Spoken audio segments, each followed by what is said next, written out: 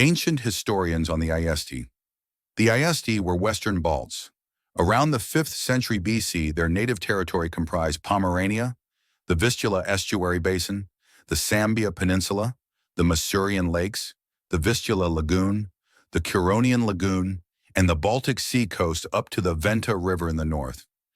The Aestii themselves did not write down their early history, yet their life was observed by authors of antiquity. In the 1st century AD, the Roman Pliny the Elder described the voyage of the Greek Pytheas of Massalia. According to him, in 325 BC, Pytheas reached the mouth of some river, which he called Estuarium. At a day's sail from there lay the island of Abylos, to which currents brought amber in springtime. Most likely this was the mouth of the Vistula, and Greek seafarers could cover between 80 and 120 kilometers in a day.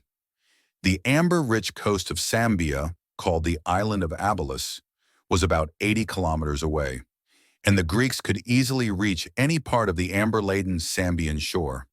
The same Pliny the Elder left the first reliable description of Roman contact with the amber coast.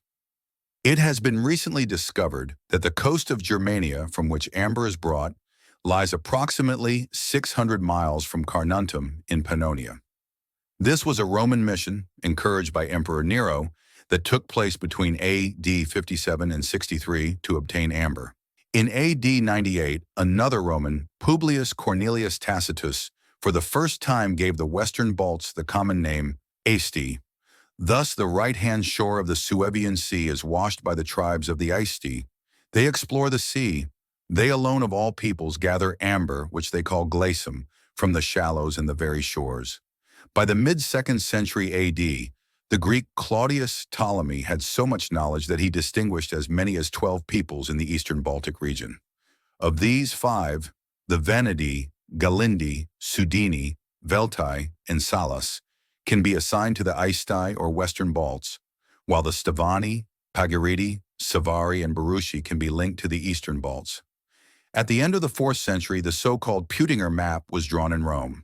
It shows a river named Selianus flowing into the Baltic Sea, which many scholars identify with the Daugava, and the name is thought to be connected with the Selonian tribe. The Western Balts under the name of Aestii are also mentioned by early medieval authors, although their territory had expanded considerably between the end of the 1st and the 5th centuries. At the end of the 1st quarter of the 6th century, Cassiodorus, chief minister of the Goths, recorded a letter from the Gothic king Theodoric the Great to the Aestii. "From the envoys you have sent, we have understood that you are very eager to make our acquaintance, so that dwelling as you do upon the shores of the ocean, you might contribute to our enterprise." In the middle of the same century, the Gothic historian Jordanus twice mentioned the Aestii. "On the shore of the ocean dwell the Aestii, a very peaceful people. And he, Ermanaric, by his prudence and valor subdued the nation of the Aestii, who inhabit the long stretch of coast of the German Ocean." At the end of the 9th century, the Anglo-Saxon envoy Wulfstan described the Aestian land ruled by kings, which he saw in Sambia and along the entire coast of the Vistula Lagoon. The land of the Aestii is very large. There are many strongholds in it, and in each one there is a king, right? Among them, there are many wars. Down to the second half of the 10th century, the name Aestii still resonated in Europe, until it was replaced by a new name, Prussians.